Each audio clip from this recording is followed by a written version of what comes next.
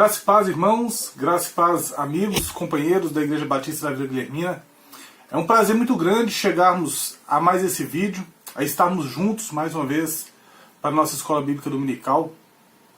Estamos indo hoje para a sexta e última aula da Carta de Judas. Cartinha de 25 versículos, nos renderam 6 aulas, e eu tenho que confessar aos irmãos essa última aula em que nós vamos trabalhar exortações finais e a doxologia ou o hino de louvor de Judas. Realmente eu condensei ela, tem muita coisa que a gente poderia falar, conversa com toda a Escritura, traz os atributos de Deus, traz questão do plano de salvação, traz muita coisa prática para a nossa vida. Então realmente foi um privilégio podermos ter trabalhado toda essa carta e fazemos aí 6 aulas, todas com cerca de 1 hora. E isso foi muito bom, eu espero que você tenha sido edificado. Para mim foi muito edificante trabalhar com essa carta. E ao final desse vídeo vai ter um vídeo anexo falando qual que será a nossa próxima carta que começaremos a estudar na semana que vem. A próxima carta ou o próximo livro, depende do que venha a acontecer em uma enquete que nós fizemos, tá bem? Então que Deus te abençoe, que Deus guarde teu coração, guarde tua vida e que você possa assim crescer, continuar crescendo no estudo da Sagrada Escritura. Eu entendo que trabalhar através dos livros, trabalhar através da Bíblia Sagrada é a melhor forma e a forma mais eficiente para que a igreja cresça e esteja assim protegida contra todo tipo de falso ensino, contra todo tipo de heresia que nos cerca, tá bem? Irmãos, então é isso. Judas, versículos de 20 a 25, exortações finais e doxologia. Antes de começarmos a pensar exatamente nesses 2 blocos, nós vamos fazer o primeiro bloco de 20 a 23, o segundo 24 a 25, que é a doxologia ou o hino de louvor, o cântico de louvor de Judas. Nós vamos esclarecer primeiro o que é exortação. Essa palavra exortação ela tem ganhado uma conotação muito ruim no meio evangélico. Muitas vezes as pessoas acreditam que exortar é chamar atenção. Então assim, olha, o pastor quer te exortar. O pastor vai dar uma palavra de exortação. A gente imagina que o pastor vai vir e vai dar cajadada na igreja. Mas na verdade exortar quer dizer encorajar. Quando o pastor te dá aquela chamada de atenção, ele não está te chamando a atenção simplesmente para te disciplinar. Não, ele está te encorajando a mudar algumas práticas, a fazer outras coisas, a agir de uma forma diferente. Isso é exortar. Então Judas começa com uma exortação aos crentes, do versículo 20 até o versículo 23. Vamos ler o texto sagrado? Depois de lermos esse texto, nós iremos orar. Vamos ler o texto como um todo, do versículo 20 até o versículo 25. Iremos orar e depois vamos começar a caminhar nesse pequeno trecho da Sagrada Escritura. Vós, porém, amados, edificando-vos na vossa fé santíssima, orando no Espírito Santo, guardai-vos no amor de Deus, esperando a misericórdia do nosso Senhor Jesus Cristo para a vida eterna. E compadecei-vos de alguns que estão na dúvida. Salvai-os, arrebatando-os do fogo. Quanto a outros, sede também compassivos em temor, detestando até a roupa contaminada pela carne. Versículo 24.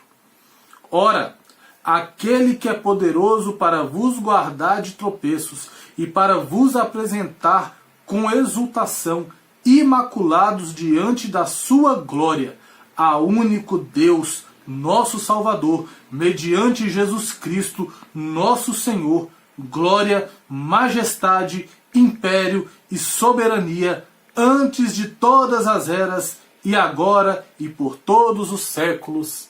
Amém. Feche seus olhos, vamos falar com Deus.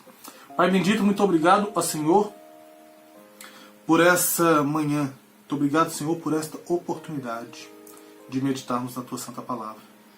Nos encoraje, ó Pai, através do escrito de Judas. Mostre a Sua grandeza através do canto de louvor de Judas. Cuida dos nossos corações. Nos conforta e consola. Trabalha em nosso viver. Que o Senhor possa mais uma vez vir falar através do Teu Santo Espírito, mediante a Tua Palavra, aos nossos corações. E que sejamos sim edificados para que possamos estar sempre animados, prontos, preparados para aprender cada vez mais da Tua Palavra. Muito obrigado por tudo quanto tens feito, Pai Santo. Essa é a nossa oração, no nome santo de Jesus. Amém, amém e graças a Deus. Vamos lá, irmãos. Exortações. Judas, uma carta inteira, falando contra os falsos mestres. Ele vai versículo 1 e 2, a saudação. Versículo 3 e 4, ele fala o que ele se propõe a fazer. E a partir do versículo 5 até o versículo de número 19, a gente vê exortações. Exortações não, né? Alertas. Cuidado com os falsos mestres. Cuidado com os falsos mestres. Eles serão punidos dessa forma. Os hereges passarão por isso. Os apóstatas ficarão dessa forma. Aqueles que rejeitam o governo, aqueles que são rebeldes, que são promíscuos. Tudo aquilo que nós já vimos nas outras aulas. E aí Judas para de falar desses camaradas. E ele se volta mais uma vez para os crentes. E ele começa assim: vós, porém, amados, versículo 20. Judas ele nos relembra aqui, irmão, algo que ele tratou lá no comecinho, lá no versículo 1. Lembra? Amados em Deus Pai. Judas retorna ali para aquele povo, seus destinatários, e fala: vocês são amados. Vocês são amados por mim, mas principalmente vocês são amados por Deus. Tudo isso que eu falei, todas essas coisas ruins, esqueçam elas por um momento. Eu vou encorajar vocês agora, porque vocês são amados de Deus. Deus quer encorajar vocês nessa jornada, apesar dos perigos que cercam as suas igrejas, que cercam as suas almas. Amados de Deus. Então ele vai iniciar uma série de encorajamentos. Primeiro ele fala que eles são amados, e por serem amados ele começa a os encorajar. E ele começa: edificando-vos na vossa fé. Fé, irmãos, é a mensagem dos apóstolos. Aquilo que é comum a todos os crentes. Lembra que a gente estudou isso lá no versículo 3? Diz assim: amados, quando empregava toda diligência em escrever-vos acerca da nossa comum salvação, foi que me senti obrigado a corresponder-me convosco, exortando-vos, ou seja, encorajando-os a batalhar diligentemente pela fé, pelo ensino dos apóstolos. Firmem-se nos ensinos dos apóstolos. Se edifiquem neles. Edificar na fé é crescermos na fé. É crescermos em doutrina, como um edifício muito bem estruturado. Hoje em dia a gente tem uma resistência muito grande com doutrina, né? Muita gente não gosta de doutrina, né? Tem uma resistência com a palavra doutrina. Mas a palavra doutrina nada mais é do que ensino, irmãos. E quando Judas fala edificai-vos na vossa fé santíssima, ele está falando: construam um edifício doutrinário extremamente resistente, para que vocês possam se abrigar nessa doutrina contra os ataques dos falsos mestres. A gente tem uma referência a isso em Colossenses 2,7, questão de edificação, e 1 Pedro 2,5. Então vamos lá. Primeira exortação que Judas fala, o primeiro encorajamento: se edifiquem na fé dos apóstolos. Judas nos encoraja a termos alicerces na fé bíblica e não em ensinos duvidosos e mutáveis. Estabeleça o seu edifício de fé, se edifique, se prepare na fé bíblica, no ensino dos apóstolos. Não fique pulando de um lado para o outro. Firme naquilo que é relevante. Essa é a primeira exortação, o primeiro encorajamento de Judas. E ele continua: orando no Espírito Santo. Judas convida os seus leitores a orar no Espírito, ou seja, orar em conformidade com a vontade do Espírito, que é Deus. As nossas orações, irmãos, elas têm que estar em conformidade com a vontade de Deus. Quando oramos no Espírito, muitas vezes a gente tem alguns conceitos equivocados. Eu estou orando no Espírito quando eu oro em silêncio, sem falar nada, só na mente. Isso aí é uma oração, mas ela não é uma oração no Espírito. Orar no Espírito, e aqui está no Espírito Santo em caixa alta, ele está nos encorajando a orar no Espírito em conformidade com os planos de Deus para a nossa vida. Então Judas fala: olha, se edifiquem na fé e orem no Espírito. Mas você tem que estar bem edificado doutrinariamente para que você consiga orar conforme o que Deus deseja para a sua vida. 1 João 5,14. É um dos textos que eu gosto bastante. Diz assim: e esta é a confiança que temos para com Ele, que se pedirmos alguma coisa segundo a sua vontade, Ele nos ouve. Mas como eu vou saber qual que é a vontade de Deus? Tendo um bom edifício doutrinário que eu edifiquei.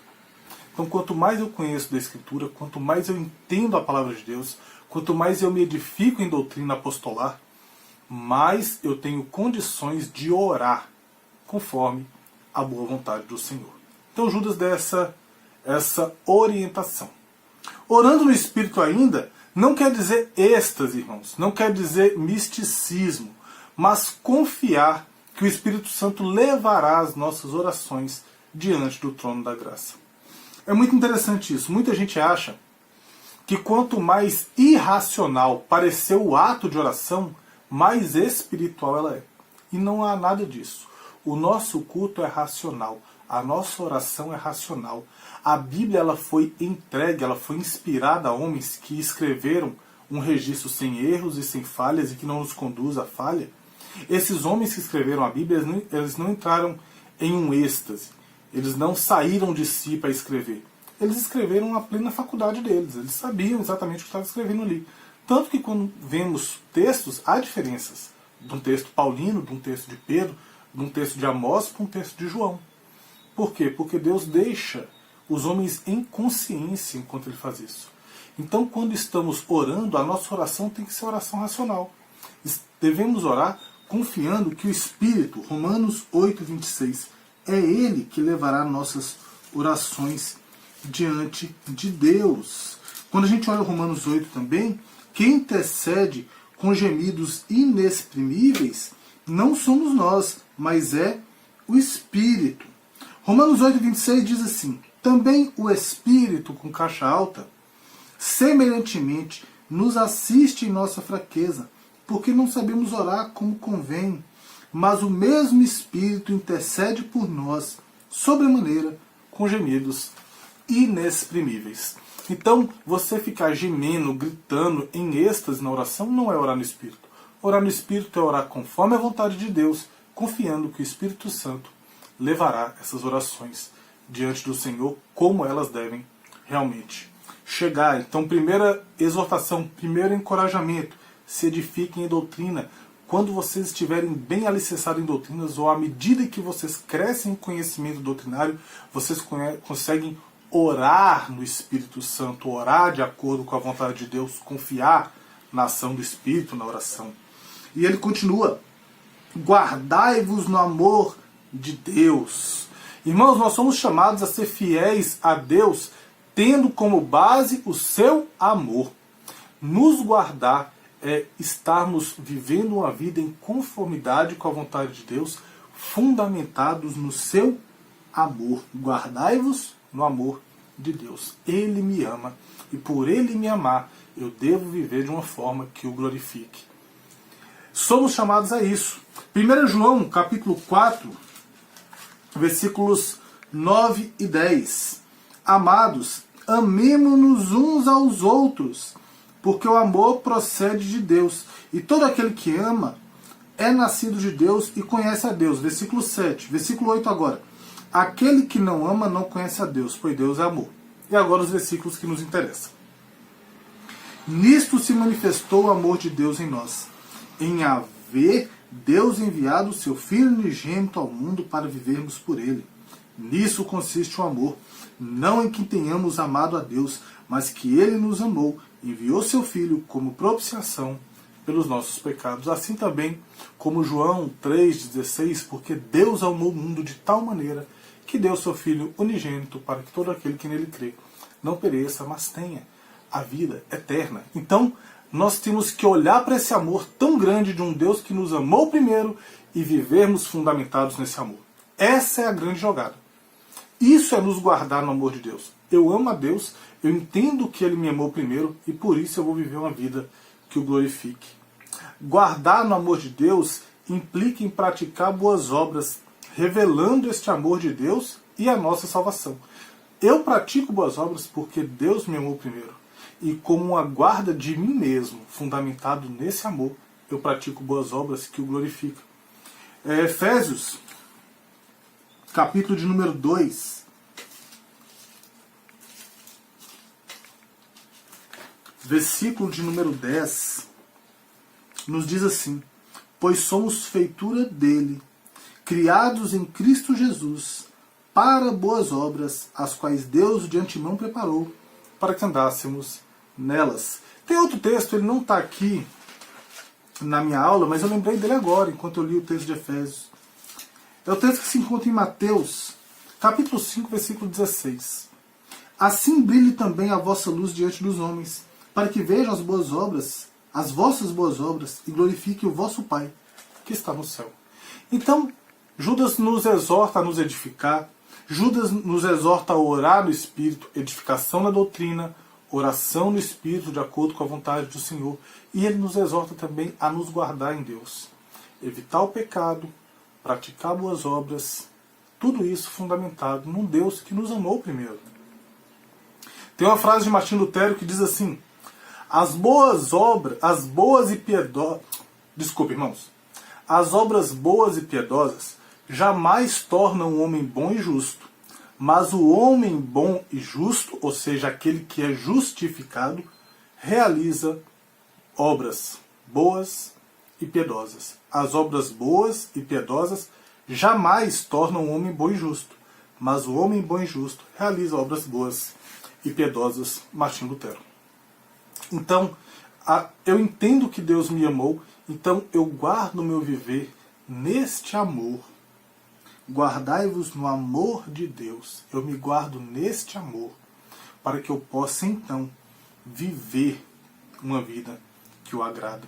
Você só vai conseguir vencer os seus pecados se você se edificar em doutrina, viver uma vida de oração no Espírito e se guardar do mal, lembrando sempre daquele que te amou primeiro. E Judas continua nos encorajando. Versículo 21. Esperando a misericórdia do nosso Senhor Jesus Cristo para a vida eterna. O que é esperar a misericórdia do Senhor para a vida eterna? Nós já fomos alvos da misericórdia de Deus e da graça dele. Da sua graça na medida em que ele nos concedeu algo que nós não merecíamos de forma alguma. A salvação em Cristo, reconciliação com ele, justificação dos nossos pecados.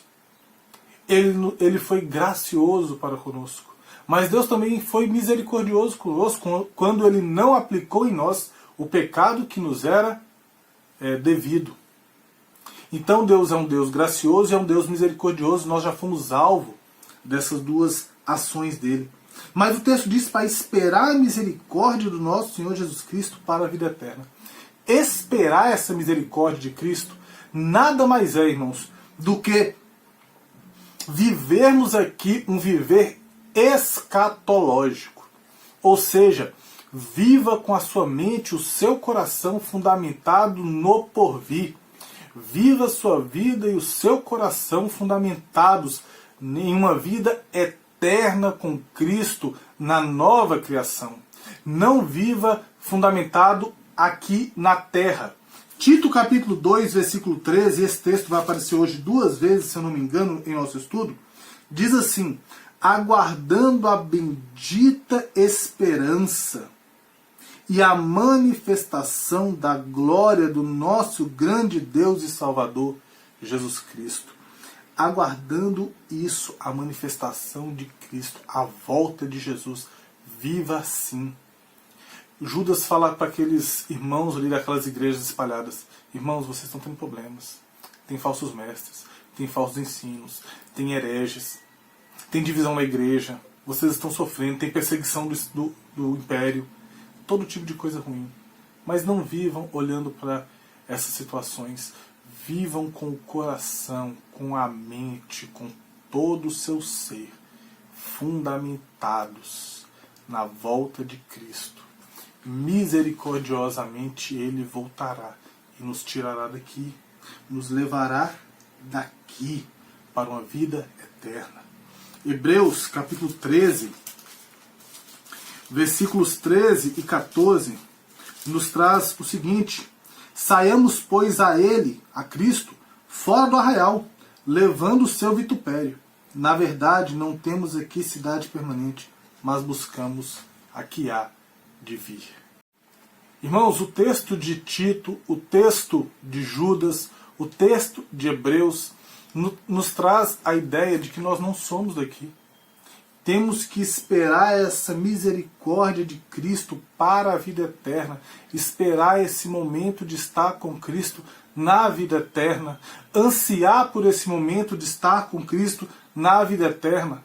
Porque é o seguinte, irmãos, a maior desgraça para um crente é estar satisfeito nessa terra. Nós temos visto, e a carta de Judas trata sobre falsos mestres em vários momentos. E uma das coisas que é ensinado muito hoje em dia nas igrejas é que você tem que ter um bom carro, uma boa casa, uma frota de táxi, um bom emprego, um casamento sem problema, filhos sem problemas, tudo perfeito. Só que se você tiver tudo perfeito, sabe o que vai acontecer? Você vai se satisfazer nas coisas desse mundo. E você vai colocar o seu coração nesses tesouros. E a maior desgraça que existe para um crente é estar satisfeito sobre essa terra. Então Judas nos encoraja, primeiramente, a conhecer doutrina, e quando conhecemos doutrina, amamos a volta de Cristo. A conhecer doutrina, porque quando conhecemos doutrina, oramos conforme a vontade de Deus, confiando na intercessão do Espírito. A conhecer doutrina, porque quando conhecemos doutrina, entendemos a grandiosidade do amor de Deus e aprendemos a guardar as nossas vidas neste amor, vivendo para a glória daquele que nos amou primeiro. Judas nos convida a entender doutrina, a crescer em doutrina, a nos edificarmos em doutrina para amarmos a volta de Cristo Jesus. Essa é a grande jogada. Judas nos encoraja. E ele encerra a sessão de encorajamento, versículo 22 e 23, clamando para que busquemos a salvação de todos. Olha que legal, você conhece doutrina, você ora no Espírito, você se guarda no amor de Deus, você espera a volta de Jesus e você entende que Deus te amou primeiro e por isso você vive uma vida correta, uma vida piedosa, uma vida íntegra. E quando você consegue entender isso tudo, você quer a salvação de todas as pessoas. Você quer que todas as pessoas vivam o que você já vive. E ele começa no versículo 22 e 23 falando assim: e compadecei-vos de alguns que estão na dúvida, salvai-os, arrebatando-os do fogo. A gente tem um primeiro grupo aqui. Quanto a outros, sede também compassivos em temor, detestando até a roupa contaminada pela carne. Então Judas trabalha com dois grupos de pessoas que nós devemos amar e devemos desejar que elas se salvem. O primeiro grupo: compadecei-vos de alguns que estão na dúvida, salvai-os, arrebatando-os do fogo. Buscar ajudar aqueles que têm tido dúvidas e têm sido levados por ensinos falsos. Efésios, capítulo 4. Efésios 4, 14. Olha que interessante, irmãos. Para que não mais sejamos como meninos, agitados de um lado para o outro e levados ao redor por todo o vento de doutrina, pela artimanha dos homens, pela astúcia com que induzem ao erro. Quando a gente olha esse texto de Efésios 4,14, e a gente olha esse primeiro grupo de pessoas que estão em dúvida, são pessoas que não são maldosas, elas estão em dúvida, tá bem? A gente entende que essas pessoas talvez elas não tenham maturidade ainda para compreender doutrina. Talvez ainda não tenham entendido a profundidade, as implicações das coisas. E por isso são levados, sim, por falsos ensinos. Então a gente tem que ser compassivo com esse tipo de gente. Compadecei-vos de alguns que estão na dúvida. Sofram com eles, padeçam junto com essas pessoas, amem essas pessoas, busquem resgatar essas pessoas, porque vocês têm crescido em doutrina, vocês têm orado no Espírito, vocês têm se guardado do pecado, fundamentados no amor de Deus, vocês aguardam a salvação em Cristo Jesus. Amem essas pessoas para que elas sejam salvas, sofram com essas pessoas que têm sido enganadas, tente arrebatá-las do fogo, porque vocês sabem o que acontecerá com aqueles que permanecem no erro. Essa é a grande coisa que Judas nos pede para fazer. Ame as pessoas, salvai-os arrebatando do fogo. Irmão, a gente sabe o que vai acontecer. A gente entende o que acontece. Para os que têm dúvidas, ou seja, não é aquela pessoa maldosa, simplesmente ela tem dúvidas, está sendo levada por isso. Para os que têm dúvidas, a abordagem amorosa, a abordagem paciente, a abordagem pastoral, pois ainda não apostataram da fé. Quando eu falo abordagem pastoral, irmãos, não estou falando que é só o pastor que tem que tratar essas pessoas, não. Eu e você, que não somos pastores, somos membros comuns, né, eu gosto dessa expressão, né, o crente comum, nós temos que ter esse desejo de ajudar as pessoas. Mas nós só podemos ajudar aqueles que estão no erro, se nós conhecemos a verdade. Por isso devemos nos edificar na fé. Aí Judas continua com um outro grupo. Quanto a outros, versículo 23, na metade, né? Quanto a outros, sede também compassivos em temor, detestando até a roupa contaminada pela carne. Quanto a outros, sede também compassivos em temor. Aqui Judas se volta para a abordagem aos falsos mestres e aos apóstolos, aquelas pessoas que estão ensinando e aquelas pessoas que apostataram da fé, ou seja, que abandonaram a fé. Os apóstolos, eles devem ser abordados de forma compassiva. O texto diz, né, sede também compassivos em temor, mas de uma forma firme. Irmão, eu te amo, mas você está ensinando algo contrário à palavra de Deus. E eu te mostro que você está errado, porque a Bíblia diz isso, isso, isso. Mas você tem que confrontar, irmão. Porque confrontando a pessoa pode ser iluminada pelo Espírito, entender o seu erro, se arrepender e voltar. A gente vê a carta inteira, Judas condenando os falsos mestres e mostrando condenações a eles. Mas isso não quer dizer que devemos largá-los à perdição. Pelo contrário, devemos lutar para que eles tenham um encontro verdadeiro com Cristo. Sede também compassivos em temor. Compassividade em temor, irmãos, implica o que está lá em Gálatas 6, de 1 a 3. Compassividade em temor implica em Gálatas 6, versículos de 1 a 3. Olha que interessante. Irmãos, se alguém for surpreendido em alguma falta, vós, que sois espirituais, corrigi-os com espírito de brandura, ou seja, compassivamente. Guarda-te para que não sejas também tentado. Levai as cargas uns dos outros, e assim cumprireis a lei de Cristo. Porque se alguém julga-se alguma coisa, não sendo nada, a si mesmo se engana. Irmãos, quando a gente vai chegar para exortar, chamar atenção mesmo, para confrontar um falso mestre, alguém que está ensinando algo errado, a gente tem que entender o seguinte: eu não estou isento de erros. Eu tenho que tomar cuidado para que eu não caia. Eu não sou maior do que Deus fala que eu sou. Eu não posso pensar de mim mesmo como alguém perfeito, melhor do que aquele.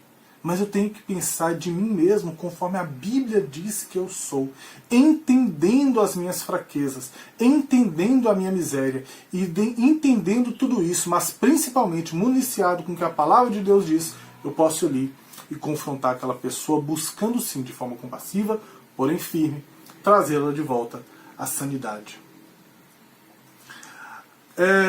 E aí ele continua: salvai-os arrebatando do fogo, os duvidosos, quanto a outros, sede compassivos em temor, detestando até a roupa contaminada pela carne. Então Judas, ele dá uma série de exortações aqui, encoraja a edificar, encoraja a orar no Espírito, encoraja a guardar, encoraja a viver escatologicamente esperando a volta de Jesus, encoraja a nos compadecer dos que estão na dúvida, encoraja a confrontarmos de forma amorosa, porém firme, os falsos mestres, mas ele termina com algo muito importante, que volta lá em Gálatas 6:1-3, detestando até a roupa contaminada pela carne. Cuidado, muito cuidado a abordar o falso mestre, muito cuidado a abordar um crente que está no engano. Cuidado, porque O ensino deturpado é extremamente contagioso. E em nosso tempo, assim como na época de Judas, tem muita gente ensinando o que não presta. As igrejas estão cheias disso. Nós estamos vivendo a época de coronavírus. E está todo mundo preocupado com o vírus. Todo mundo usando máscara, passando álcool, lavando a casa, entra, tira o sapato. Todos os cuidados possíveis e que são importantes que sejam tomados. Mas a gente tem que tomar esse cuidado também com o falso ensino. Ele contamina, detestando até a roupa contaminada pela carne. Deteste tudo que foi contaminado pelo falso ensino. Não as pessoas devemos amar, mas deteste a estrutura criada pelos falsos ensinos. Eu coloquei uma frase aqui que eu anotei, mostrando muito a realidade de hoje em dia.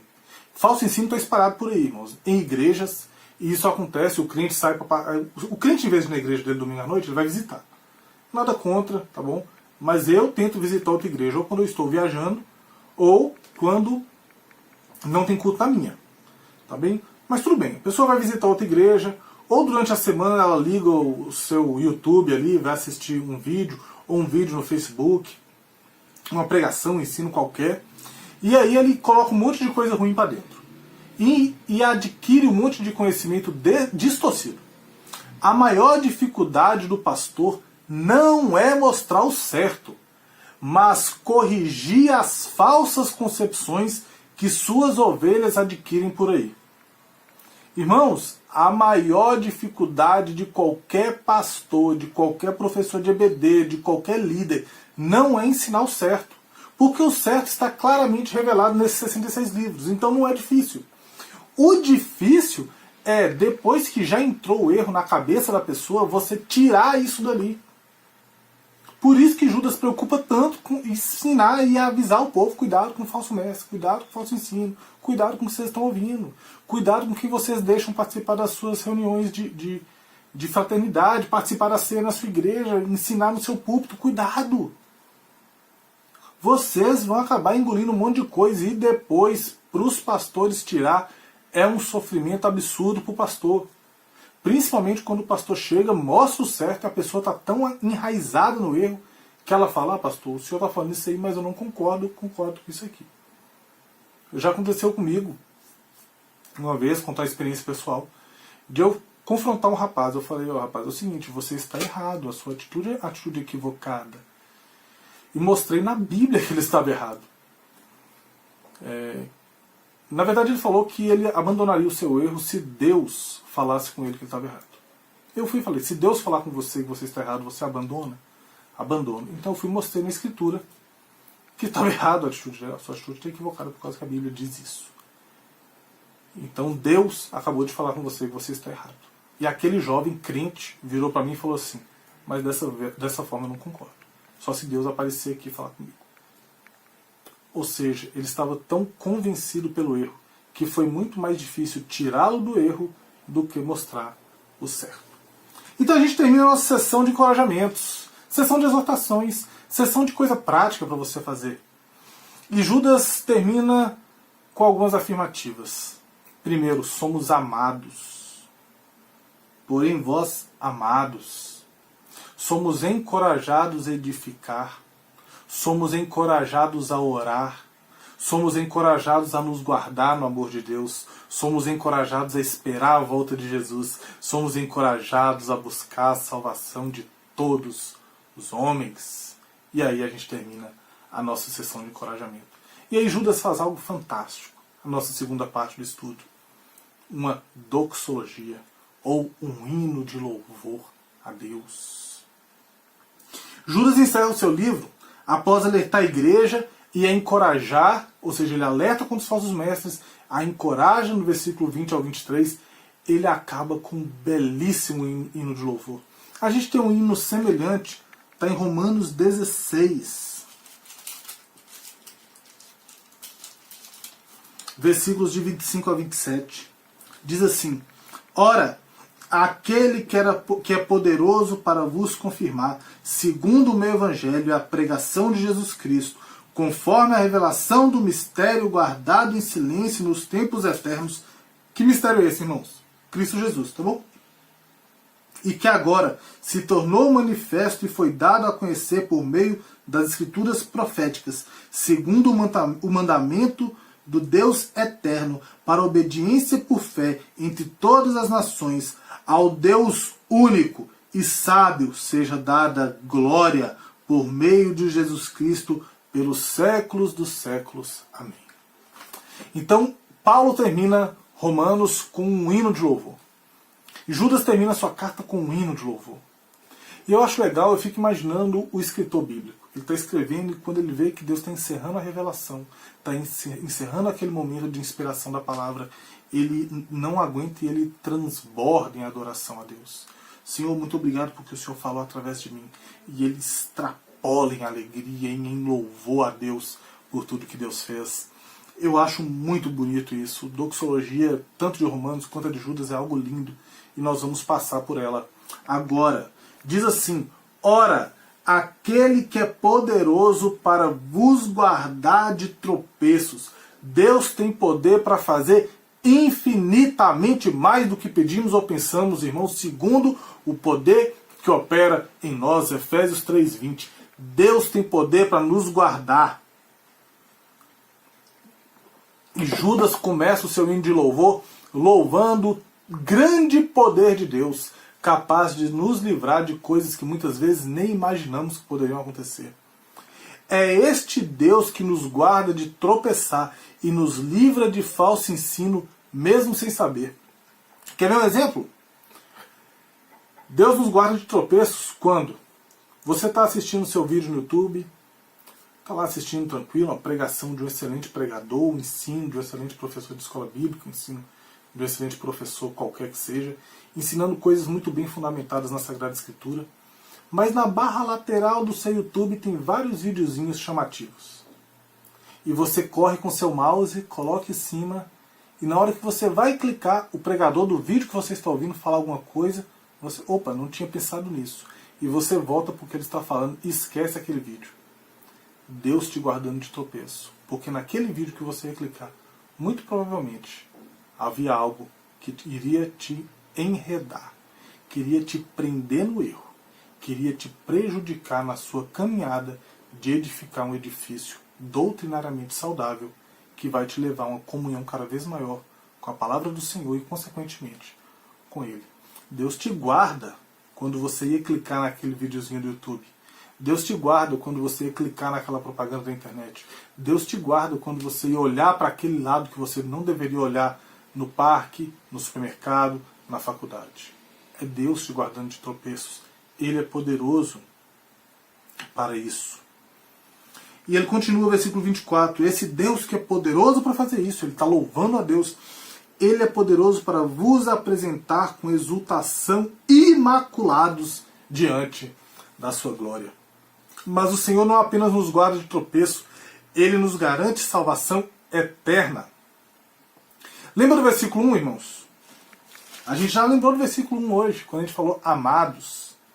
E ele pega e fala agora, guardados em Jesus Cristo, versículo 1. Judas fala, vocês são guardados em Deus, Ele vai vos apresentar com exultação, com alegria, imaculados, sem nenhum tipo de mancha, ruga, nada. Efésios não está aqui no nosso estudo, mas eu lembrei desse texto de Efésios. Vamos ver se a gente acha? Efésios 5.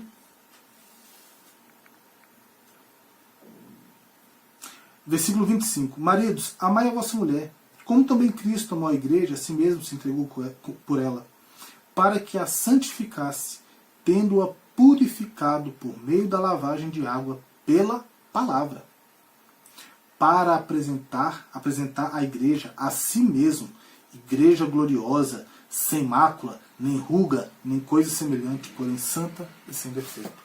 Deus é poderoso para nos guardar de tropeço, mas Deus garante salvação eterna para nós. Nós seremos apresentados diante dele no último dia, com exultação, com alegria e sem nenhum tipo de pecado, mancha, mácula, ruga, nada, porque Cristo levou tudo no madeiro. Salvação eterna. Judas começa falando, vocês são amados, vocês são guardados. Ele termina falando, vocês são amados, vocês são guardados. Nós não vamos para o céu porque seguramos firmemente em Jesus, irmãos. Nós vamos para o céu porque Cristo nos segura firmemente. Porque Deus é poderoso para nos segurar firmemente, garantir a nossa entrada pelos portões celestiais.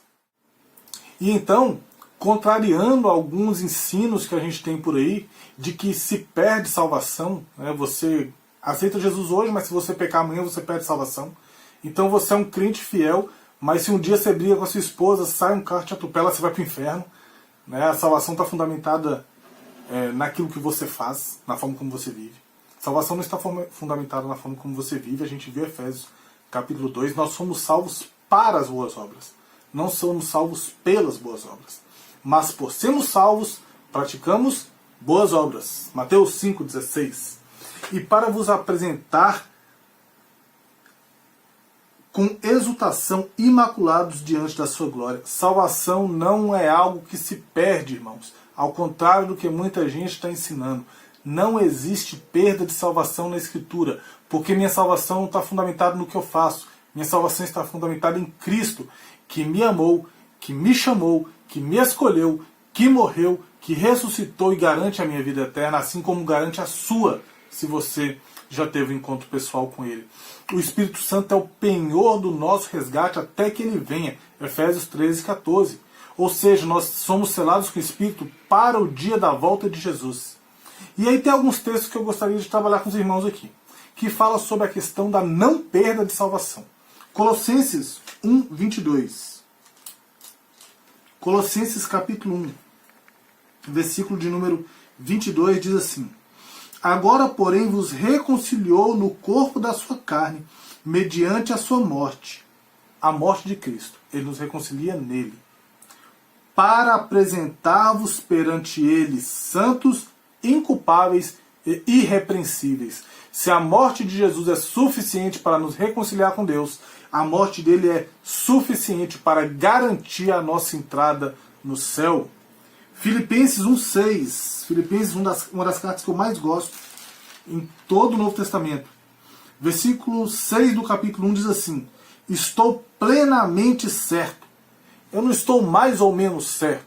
Eu não tenho uma dúvida plausível. Paulo não, ele diz: eu estou plenamente certo de que aquele que começou a boa obra em vós há de completá-la até o dia de Cristo Jesus. Ele começou em você, ele vai terminar e vai te colocar no céu. Se você nasceu de novo, você vai para o céu. Você não vai perder sua salvação, porque fiel é aquele que promete. E se ele prometeu que ele vai te colocar lá, ele vai te colocar lá pelo poder dele. Ele vai te guardar de tropeço, ele vai te guardar para que você entre com alegria no céu, sem mancha, sem ruga. E João, capítulo de número 10, versículo de número 28. Olha que interessante, irmãos. Eu lhes dou a vida eterna. Quem está falando isso aqui não é Paulo. Quem está falando isso aqui não é Judas. Quem está falando isso aqui não é o Alberto. Quem está falando isso aqui não é o pastor Sérgio. Quem está falando isso aqui não é Marinho. Quem está falando isso aqui é Deus. Cristo Jesus. Deus homem. Ele diz o seguinte: eu lhes dou a vida eterna. Jamais perecerão. Ninguém as arrebatará da minha mão. Eu amo esse texto. Porque no grego esse texto tem uma construção frasal chamada rumi, que é o seguinte: é uma negação enfática. Quando Jesus fala ninguém arrebatará da minha mão, é nunca, jamais, de forma alguma, de maneira nenhuma, eu perderei os meus.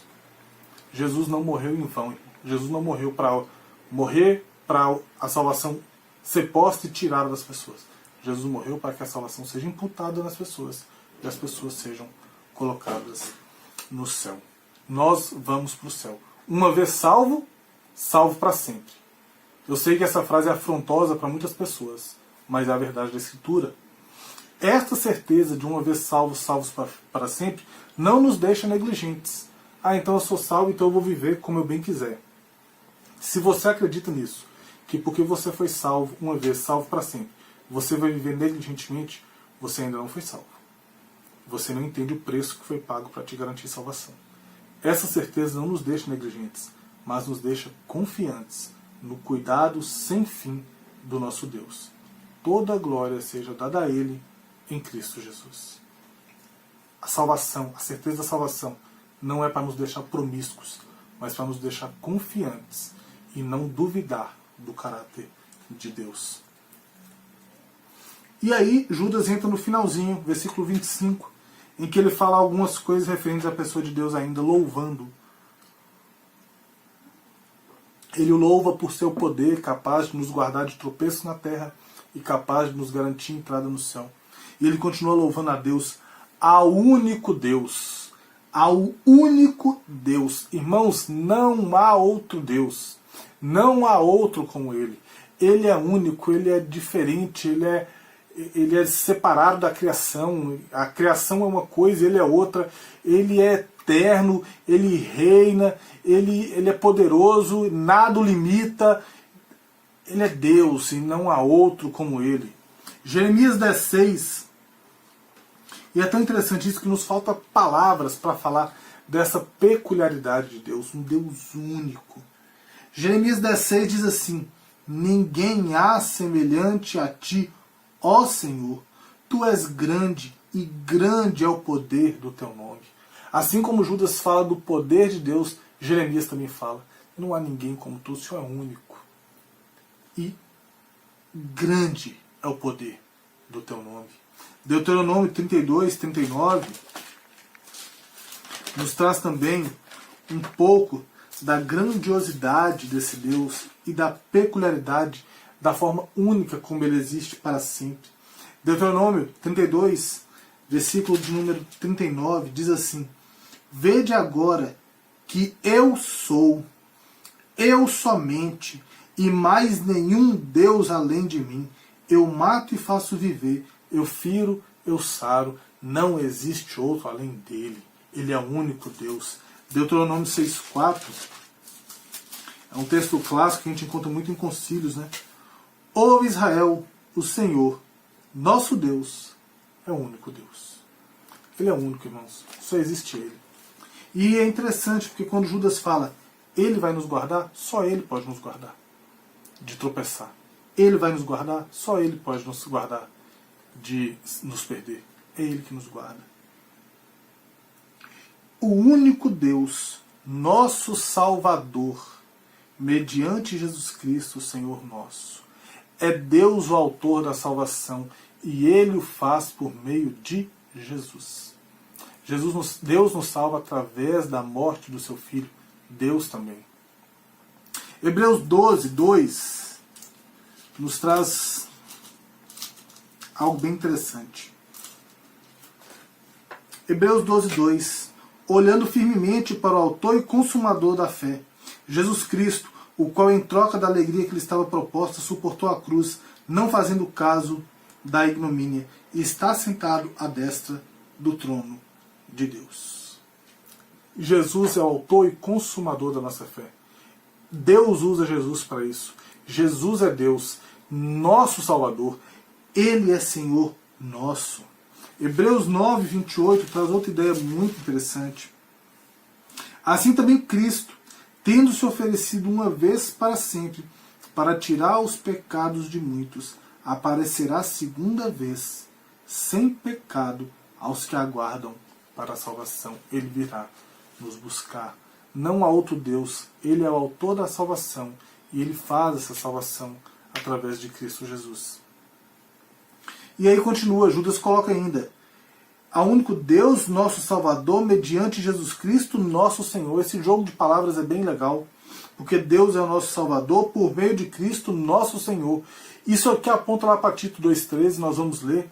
Mas quando Judas fala Senhor nosso, ele coloca Jesus em pé de igualdade, em divindade com o Pai. Nós já lemos o texto de Tito 2,13, mas eu gosto muito desse texto. Por quê? Muitas vezes a gente esbarra com alguns grupos que não acreditam que Jesus é Deus. E esse texto de Tito 2,13 diz assim: aguardando a bendita esperança e a manifestação da glória do nosso grande Deus e Salvador Jesus Cristo. Deus e Salvador Jesus Cristo. Quando você vai em Judas 25, diz: há único Deus, nosso Salvador. Deus, nosso Salvador, por meio de Cristo nosso Senhor. Tito fala, grande Deus Salvador, Jesus Cristo. Então os dois textos, tanto Tito quanto Judas, estão apontando que Jesus é Deus e Salvador. O Pai é o Pai, o Filho é o Filho, o Espírito é o Espírito, são três, porém é um único Deus, e ele executa a salvação através do sacrifício e da obra de Cristo Jesus. Jesus é Deus, e quando Judas fala Senhor nosso, ele coloca Jesus em pé de igualdade com o Pai. E aí, caminhamos para o final. Glória, majestade, império e soberania. Quando Judas... Esse hino de louvor é fantástico, irmãos. Ele é poderoso para nos guardar de tropeço, ele garante a vida eterna, ele nos salvou por meio de Jesus. Ele é o Deus que é único, não há outro como ele. A ele seja dada a glória, a ele seja dada a majestade, a ele seja dado o império, a ele seja dada a soberania. Deus reina sobre todas as coisas. Deus reina sobre a igreja, Deus reina sobre o mundo, Deus reina sobre os falsos mestres. Ele é glorioso, ele é majestoso, ele tem o império, ele tem a soberania, ele faz o que ele quer e ninguém pode refutar o que ele fala. Ninguém pode impedir os seus planos. Ele é Senhor sobre todas e todas e todas as coisas em todos os lugares. Seja no céu, seja na terra, sejam principados, sejam potestades, sejam pessoas, sejam animais. Tudo é dele, tudo pertence a ele e ninguém pode frustrar os seus planos. É lindo esse texto. Ao único Deus, nosso Salvador, mediante Jesus Cristo, Senhor nosso, glória, majestade, império, soberania. Ele é Senhor sobre todas as coisas, em todos os lugares. Todas as coisas, todos os lugares. Mas a gente tem um finalzinho. Vamos de novo. Ao único Deus, nosso Salvador, mediante Jesus Cristo, Senhor nosso, glória, majestade, império e soberania. Todos os lugares, todas as coisas. Quando? Antes de todas as eras, e agora, e por todos os séculos. Amém. Ele é Senhor sobre todas as coisas? É. Ele é Senhor sobre todos os lugares? É. Ele é Senhor sobre todos os seres? É. Quando? Sempre. Judas glorifica ao Senhor por seu domínio em todos os tempos. Ele é antes de todas as eras. Salmo 90, versículo 2, né? De eternidade em eternidade, tu és Deus. Ele sempre foi. Então Judas trabalha com isso. Ele é em todas as épocas, ele é em todo o tempo, ele sempre foi Deus.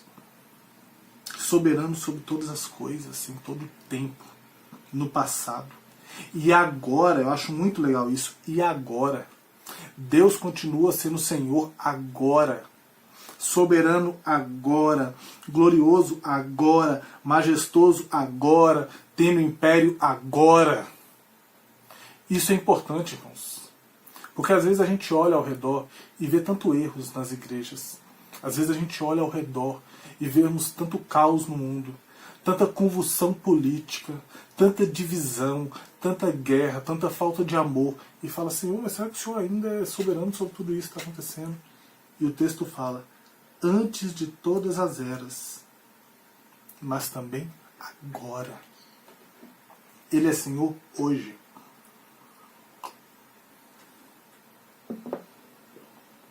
E ele vai ser Senhor amanhã? Ele vai ser Senhor daqui uma semana? Ele vai ser Senhor daqui um mês? Eu lembrei de um texto. Vou tentar encontrá-lo. Se eu não encontrá-lo aqui, irmãos, os irmãos me perdoem, tá bom?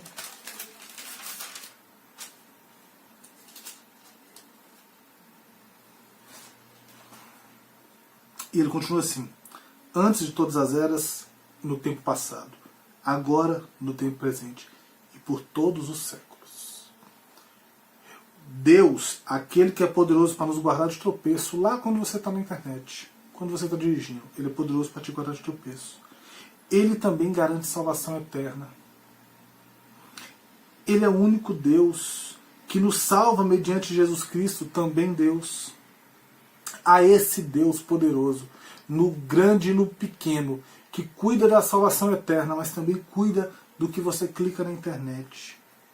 A esse Deus seja dada a glória, a majestade, o império, a soberania, lá na eternidade passada, hoje e por todos os séculos, até o fim dos tempos. E quando eu li isso, eu lembrei de Hebreus 13:8. Jesus Cristo, ontem e hoje é o mesmo, e será para sempre. Assim como esse Deus aqui era Deus lá, é Deus hoje e será eternamente. Jesus era Deus lá, é Deus hoje, será Deus eternamente. E Judas termina. Amém. Assim seja. Que Deus faça a vontade dele no meio do seu povo. Então terminamos. Acabamos Judas. Exortação e encorajamento para edificação, para oração, para guardar-se no amor, para aguardar a volta de Jesus, a amar as pessoas que estão no erro. Um hino de louvor a um Deus que nos guarda de tropeço, a um Deus que garante salvação eterna, a um Deus único que nos salva por meio de Cristo, a um Deus que é Senhor sobre todas as coisas, de forma gloriosa, majestosa, que tem o império e soberania, mas também a um Deus que era, que é e que há de ser eternamente. Amém e amém. Irmãos, terminamos o nosso estudo em Judas, 25 versículos. Para mim foi algo maravilhoso, foi algo fantástico poder retornar a esse pequeno trecho da Sagrada Escritura. A gente lê a leitura anual, a gente está sempre fazendo isso aqui, mas foi um momento muito prazeroso para mim, foi um momento muito valioso, precioso para a minha vida, poder ter feito isso. Saber que esses estudos estarão disponíveis no canal da igreja para que você possa assistir daqui a um tempo e você possa continuar sendo edificado. Aproveite enquanto temos liberdade para poder gravar falando da palavra de Deus e colocando na internet. Cuidado com o que você assiste, cuidado com o que você lê, cuidado com o que você ouve. Valorize o seu pastor, se o seu pastor é um homem da Escritura, se o seu pastor é um homem que se preocupa em alimentar a igreja com a palavra de Deus. Valorize isso. Valorize se na sua igreja tem bons expositores da palavra, pessoas que se preocupam em ensinar isso aqui, de forma a tirar dúvidas do seu coração, de forma a te mostrar a pureza da palavra de Deus, a desconstruir mitos que você talvez tenha construído, mentiras que você passou a acreditar no tempo. Que Deus te abençoe, que Deus te ajude a saber detectar os falsos mestres, detectar os falsos ensinos. Pela graça de Deus, que você cresça no conhecimento da palavra de Deus, que você tenha comunhão com o Espírito Santo. Que pela graça de Deus você possa assim continuar caminhando com Jesus. Chegamos ao final da nossa aula. Te convido a fechar os seus olhos, a baixar sua cabeça. Depois desse vídeo vai ter um adendo, tá? Um pequeno videozinho ali de 1 minuto, que vai falar qual que é o próximo livro que nós iremos estar estudando aqui na Escola Bíblica Dominical. Então, depois da oração, depois do tchau tchau, depois de acabar tudo aqui, não saia do vídeo, fique, assista e se prepare durante a semana, leia o livro. Não vai ser um livro grande, pode ficar tranquilo, irmãos. Não vai ser Salmos, não vai ser Ezequiel, não vai ser Isaías. É um livrinho pequeno que nós estaremos estudando aqui, maior do que Judas, tá? Maior do que todos que nós fizemos até agora, mas nós iremos caminhar nisso e eu preciso que você esteja atento. Leia o livro e esteja preparado para o nosso próximo encontro. Feche seus olhos, baixe sua cabeça, vamos falar com Deus. Pai bendito, graças te damos. Muito obrigado ao Senhor por esse momento, por estes momentos, por essas 6 aulas. Obrigado ao Pai pela oportunidade de podermos navegar pelo livro de Judas. Aprendemos tantas coisas, aprendi tantas coisas. Fui realmente edificado pela Tua Palavra. Que o Senhor também possa edificar o Teu povo, mediante esses ensinos que foram dados. Pai, que cada um se sinta amoldado ao caráter de Jesus e sinta também um desejo, cada vez mais profundo, de conhecer mais Tua Palavra. Cuide desses irmãos, nos abençoe, Pai, que possamos continuar assim, caminhando através da Sagrada Escritura, para conhecer mais daquilo que o Senhor tem revelado para as nossas vidas. Muito obrigado por tudo quanto tens feito, Pai Santo. Essa é a nossa oração, no nome santo de Jesus, e com perdão dos nossos pecados. Amém. Amém. E graças a Deus. Deus te abençoe. Foi um prazer estarmos juntos aqui. Que você possa continuar caminhando com Jesus. Que você possa continuar crescendo com a palavra de Deus. Abra mão de muitos achismos que você tem. E procure realmente entender o que Deus quer para a sua vida através da palavra dele. Tudo que nós precisamos, irmãos, está revelado aqui. Não precisamos de ensinos falsos, de invencionices de homens nenhum. Deus te abençoe e até o nosso próximo encontro aqui no canal da Igreja Batista da Vila Guilhermina, na nossa sessão de Escola Bíblica Dominical. Tchau, tchau e até a próxima. Paz, irmãos, graças e paz, amigos, companheiros da Igreja Batista da Vila Guilhermina. Ontem colocamos uma enquete no Facebook da igreja e também no nosso grupo do WhatsApp para que pudéssemos escolher o próximo livro que estaremos estudando na nossa Escola Bíblica Dominical. E ao contrário do que eu queria, ao contrário da minha preferência, pessoalmente eu votei em Filipenses, mas ao contrário da minha opinião, a opinião da igreja foi que estudássemos Gálatas. Então eu quero te convidar a estar lendo esse livro durante a semana. São apenas 6 capítulos.